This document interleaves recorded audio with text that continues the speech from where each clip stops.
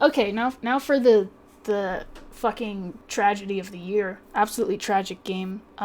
This one get ready because this is really gut wrenching. So Will Wolf, yeah, I tried my absolute hardest in this game because it was. I think I have maybe too much respect for this person because he used to beat me a lot when I was a little kid. And he is definitely underrated. He kind of keeps his rating low on purpose. But lately he's been actually trying, so it's a little bit stressful. He's definitely not 1600 strength. That's pretty ridiculous.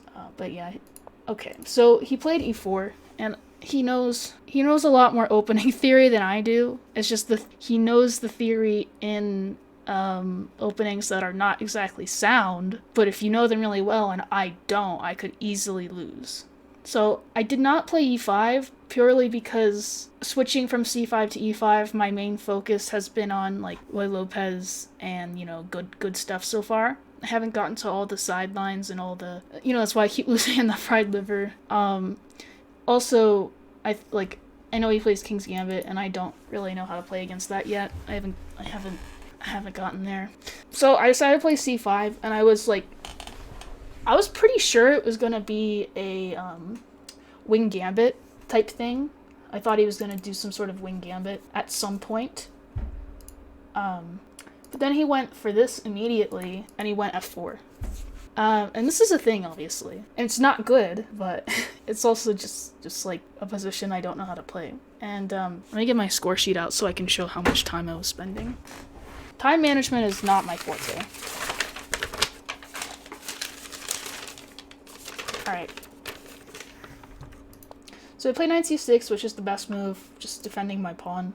D5 is also quite reasonable. That was the other thing I was thinking about. It's sort of like, what position is it? I think it's, no. Like, if they go f4 right away here, d5 is the best move, which I knew. So it's sort of similar to that, but with this going on. I thought knight c6. I don't know. I'm developing and I'm defending my pawn. How bad could it be? And then here again, d5, probably pretty okay. But I wanted to get castled as soon as I could. d5 is definitely what I should do, though. I just didn't know what was happening here. I don't know. I played g6, and it's like, maybe I try and hang on to this pawn, and that's like what the whole game becomes.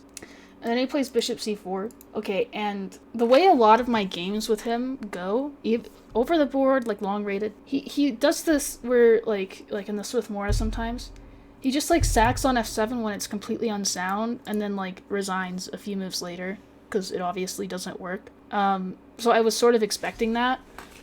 So it was I was like, I don't know how this is gonna go. I went queen a5 because I want to disconnect the queen from the pawn. If putting either of these pieces there is not ideal. So c3 makes sense, right? Now I play bishop g7. Everything I've done so far has been pretty reasonable. And at several points, by the way, when he was about to make a move, he first hovered his hand over the f-pawn, like he was gonna take it. Like here, for example, he was doing that. And I was like, okay, I guess that's how this game ends. But then he was able to resist the urge and went b4, which is weird. What did these arrows that I put mean? I don't know what those arrows mean. b4 is much better than bishop takes f7, for sure. It's not a good move, but yeah. And then here, again, I had to spend some time, because it's like he's pretty unhinged. He's just like an unhinged... It's really an eerie feeling playing this person.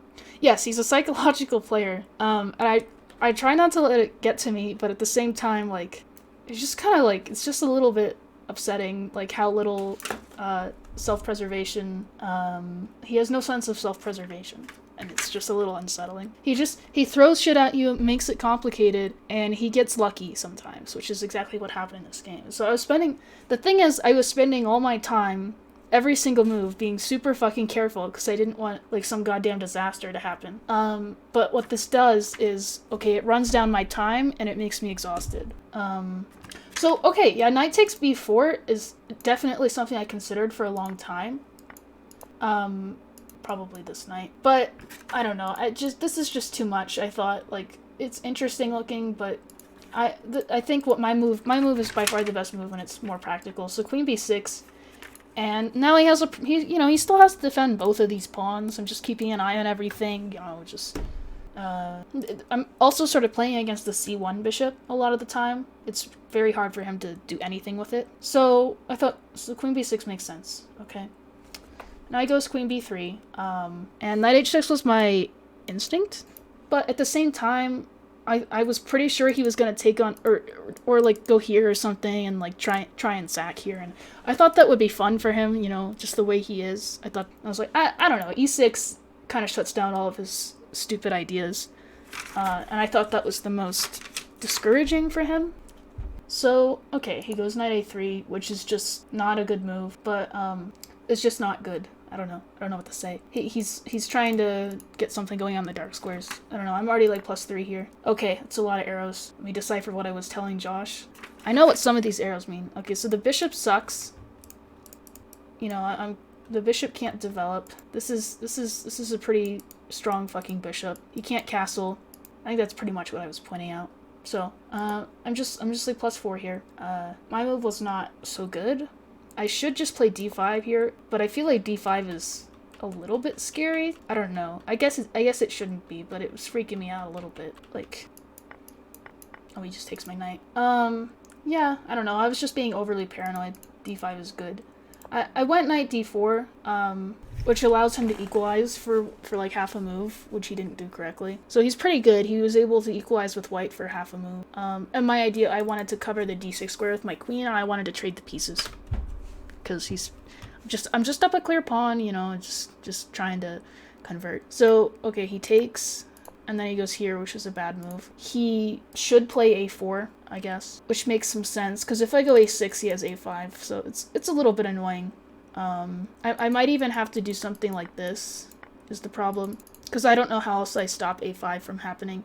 My bishop is pretty clumsy, and my queen and my bishop are pretty clumsy and misplaced. And currently I don't have bishop f2 as a resource, because the bishop is still guarding e3. Maybe bishop g1 is like possible, but then he has one of these moves, maybe. So yeah, a4 is what he should play, but he didn't play it, and immediately he's worse again. A5 is bad. I guess the point is that he takes here and he goes bishop a3, and now I have some actual problems on the dark squares, and I'm starting to like white here.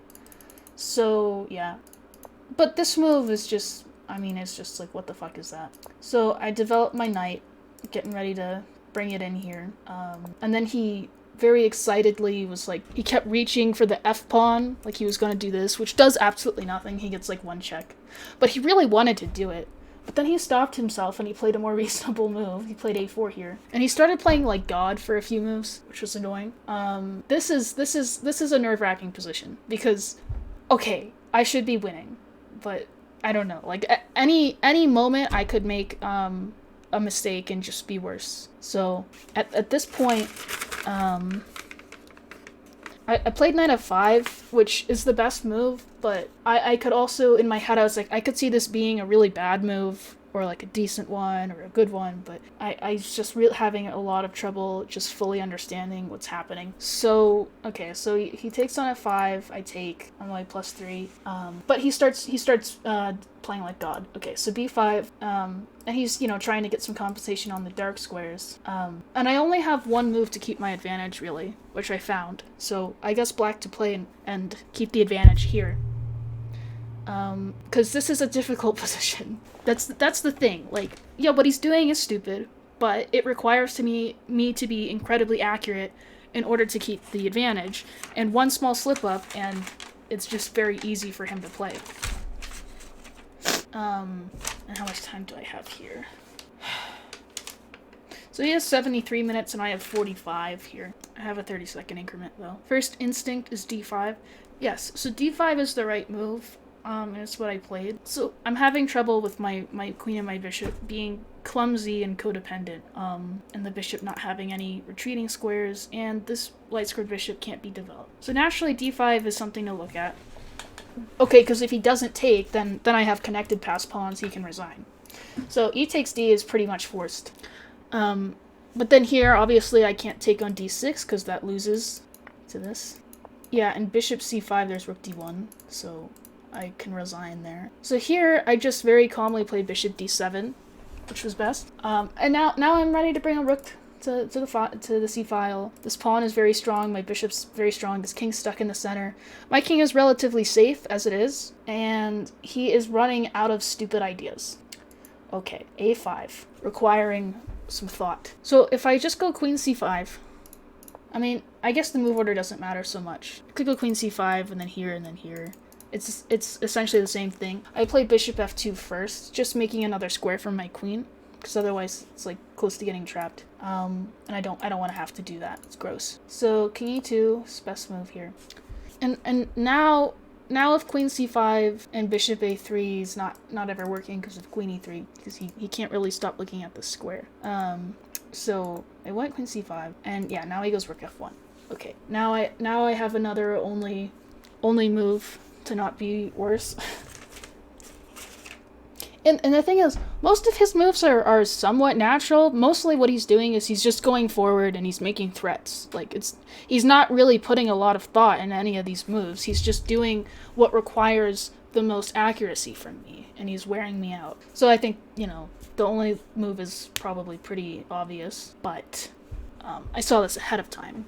So if I go back to d4, then he goes bishop a3, I have to play queen c8, and then he brings a rook, one of these rooks, in, and he's starting to mobilize his pieces, pushing all of my pieces back. It's pretty gross, and I pretty much don't have any advantage anymore. Might even be worse. But thankfully I have bishop g1. And bishop g1 is very nice because he can't move the bishop to kick my queen out because of this. He can't move the rook away because of this. And otherwise, I might just go here and here and take on g3. So, oh wait, sorry. It's been a week. No, I did see bishop g1, but I thought my move, like, I included a move that I thought was making it more accurate. I was gonna play my move and then bishop g1. I played rook c8 first, which is a good move if he doesn't have rook a4. I didn't see rook a4. Rook a4 is really annoying here. I misspoke. I didn't play bishop g1 right away, so I actually didn't play the only move to keep the advantage. I thought I was still doing fine, and then he played rook a4. And so the problem here is, okay, I don't have this square from my queen anymore. Bishop g1 is pretty much forced. I don't know what else I would play. And again, okay, what do we think the evaluation is here? Yeah, rook c8 takes away a square from my queen, but at the same time, I thought it wouldn't be such a big deal because in order to attack my queen in any way, okay, he still can't move his bishop, he still can't move his rook. He would have to do something like this, but when he does that, he gives me this square. So, I don't know, it's not such a big deal, I thought, but say this happens. Oh, he has to defend this. And I just go on with my plan. So rook c4 here, queen d5. He's not taking here, he's taking here, and then I have to do something about this. And then he just goes bishop b2. So bishop b2 is the only, like, good move for white here. It's a really fucked up, crazy position. Like, I find it a little bit surprising that I'm not better here. But the thing with bishop b2 is it's taking away this square for my king, and now he's just kind of threatening to come in here and do that. And that's kind of hard to find a response to. I'm not even sure how to respond to that. Like, if I go king e8, f6, probably here. And then he has a draw, maybe? Yeah, because if I go to g6, I'm just getting mated. So that would be a draw. I wasn't seeing this idea with queen c7, queen d8. Why not queen c2 first? Where? What do you mean? Because if he trades queens, then this is still not any better for black, I guess. I have my outside pass pawn. I'm gonna pick this up, but he's also gonna put his bishop on e3, and I'm having problems over here with these very advanced boys. I don't know. It's a goddamn mess. Like, I feel like I still like black for some reason. I think it's because of these pawns. Although these are quite fucking scary. So is this. So I don't know. This is a fucking mess. I just shouldn't allow this ever. But I didn't see rook a4. I thought I'm just winning a piece, basically. Here. Because I honestly don't remember what my plan was. Because if I go bishop g1 now, it just transposes into the same thing. So I had to have some sort of idea. I don't know. Maybe I just like overthought, and it was a last minute decision. I was gonna play bishop g1 the whole time, and then I thought about rook c8 for like a minute, and then I played it. I do that a lot. It's really bad. I really should stop doing that. But okay, at least a6 might be coming, and like this is pinned. Queen takes c3 is actually not a very good move. Bishop d3 is definitely what he should do. And then, as we said, there's this. Well, not this. g3 first. And then this. And then bishop b2. Which I didn't see from afar. But I also didn't see rook a4 in general. But, okay, taking on c3, I'm not mad at that move at all. Because then he has annoying pins to deal with. Sure, he's controlling the e3 square better now. So there could be something said about that. But, yeah, these pawns are just gonna start falling now. So I wanted to trade queens. Because if he just trades queens with me, I don't remember making this decision either. I think it was something to do with a6 being annoying for him. And then this. This is also an idea. Maybe e5 is happening. It's weird. Looking back on this, I don't really remember my thought process because I think it was highly just not objective at all. I think I was having some emotional problems, a lot of anxiety in this game. So I don't know. Like queen d4 looks really bad to me right now. I really hate it. I actually don't agree with it. I don't like it at all. But he was never going to trade queens with me in the first place because why would he do that? Trading queens is a draw. The time here was he had an hour and I had 24 minutes left. And that, yeah, here I thought for, yeah. Well, I had 30 minutes and then I thought for like 6 minutes here. Okay, here I found the only good move. Queen e4 check. And I'm forcing his pieces back now. I take on h2. Now again, I'm winning. I'm winning again. It's okay. Everything's fine. This is happening. His king is terrible. This is happening. This is like, he just has a lot of big problems here. I give check and force this and play queen f2, and obviously the threat is rook takes c1, queen e1. So that's a big problem. He went rook c4, just trying to nip that in the bud, maybe try and get this idea going again. But now I take on g3, and I go here, and I found the only winning move here. So black to play here. And here I only have 15 minutes. Yeah, how did I lose this? That's a good question. Okay, so let's I'm up 2 pawns. This is kind of a weak pawn. It could be weak, it could be strong. His king is getting away currently, which is not something I want. I also have to be careful about moving my rook off of this file because that's one of his only ideas is this mate. That's the only reason he took on c3, I think, by the way, is because he thought I was going to hang mate here. Joke's on him. I hung something even worse than mate. So queen d3 is a ridiculous blunder. Okay, you have 2 pawns. Maybe I still win this somehow, but my bishop is completely cut off here. I have to really hurry up to try and get it out. Like if I just play like bishop b5 or something and allow the king to get further in, this is starting to look a little bit scary. There's this, and this pawn is just kind of keeping my bishop in a prison. So that's bad. Queen d5, I think queen d5 allows a draw, and then I don't know, I block or something. And I want to just keep doing this if I can. Or maybe do this, and then this. So, and I could easily lose this if I make the wrong move. Yeah, if I make the wrong move here, I think I'm just losing. Threaten d6, a2, take the rook. What? Take the rook? Queen takes d6? Well, this is still pretty fucking scary looking. I think you're getting mated, because this is like creating a wall, and then you're running out of squares there, buddy. You have to play e5 or something, just take it. Okay, never mind. Yeah, I think you're just losing here. So, it's really dangerous. It's really, really dangerous. So here the only winning move is bishop takes b5, which I actually saw ahead of time, when I started going for this whole plan, with queen f3 check and building up on this pin. This was my whole plan. So, okay, he can't take this. Fair enough. And this is just being, he's just building up on this. So he goes for bishop a3. Now, the only idea behind bishop a3 is d7, you know, creating a wall. And just like promoting by force, okay? So I saw this, and then I thought, let me see how much time I spent on this.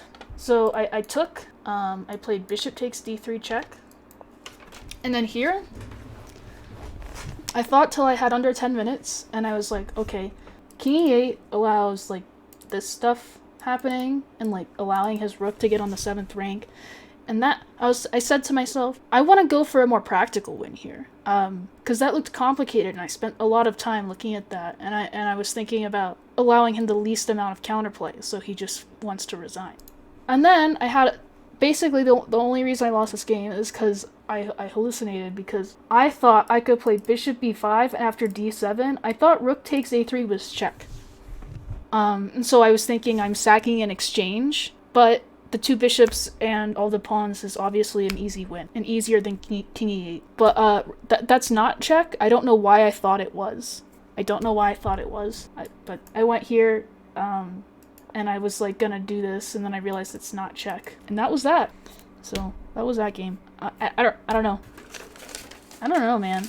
I think it was a combination of like the paranoia and the complex positions where I'm spending a lot of time and he's not. And I don't know. I don't know, man. I don't really know. I would say it's less the time pressure and more the physical exhaustion from spending too much time in the first part of the game. Like, yeah, the time pressure, it wasn't that bad because I had an increment, but the fact that I had spent that much time just kind of exhausted me, and then I wasn't thinking straight, and I, like, why would this be check? Why in my head would that be check? I've been doing so many puzzles too, so it's like, I thought this wouldn't happen anymore. The way I improve it would be, I don't know. I don't know.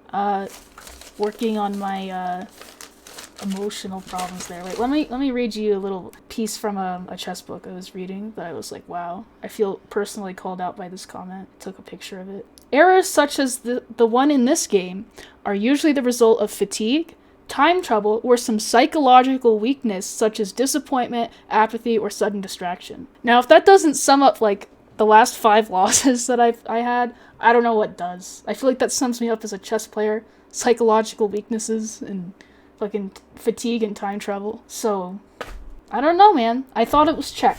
What the fuck do you want from me? I thought the position that was going to arise was going to be this one, and it's like this is probably a lot easier to win in time pressure than allowing such activity from his rook and allowing him to keep his d pawn. So I thought I was just making a choice between 2 wins. What book was that? That was from 100 Endgames You Must Know. I don't know. I think the reason I'm having to spend so much energy and time is because listen, this might sound like copium, but this is actually just true a lot of the time. So when you're spending a lot of time on something and you're improving on something like chess, you're being introduced to many new ideas that you have to think about and that you have to consider. And they haven't all settled in yet, but you try and kind of make new concepts work in your games that aren't there, but you just learn them, so you're trying to like make them work. And you're thinking about a lot more stuff, but it's not automatic yet, and there's just a lot to think about, and you just kind of confuse yourself. But a lot of the times, these huge rating losses caused by learning are immediately followed by a huge rating gain, in my experience at least. So I don't really feel that bad about it. It's not like I got outplayed, like by 1600. That's just not what happened. So I do think that a rating gain is on the horizon. I don't know, like, what am I gonna keep going down? So yeah, as the new ideas settle in and I learn more ideas, it'll be a lot easier to play chess. Right now it's really hard because I think as hard as I possibly can about every single move because I'm having so much fun because I'm enjoying it. Trying is the first step to failure. I don't think that's what I said, but never learn or try anything new. Yeah, well, whatever.